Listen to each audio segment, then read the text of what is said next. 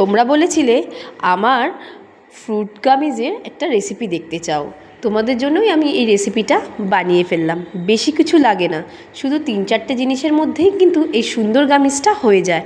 আর আমি তো মনে করি বাইরে জেলি খাওয়ানোর থেকে, বাইরের গামিজ খাওয়ানোর থেকে ঘরে অ্যাটলিস্ট খাক, সবসময় না খাক, মাঝে মাঝে খাক।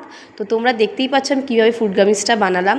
তো এইভাবে তোমরা মোল্টের মধ্যে সুন্দরভাবে ডিজাইন তোমাদের ইচ্ছে মতো করতেই পারো। আর চটজলদি কিন্তু বাড়িতে বানিয়ে নাও। বাচ্চাদের টিফিন বক্সের মধ্যেও কিন্তু একটা করে পাঠিয়ে দিতে পারো, তাতে বাচ্চারা খুব খুশি হবে।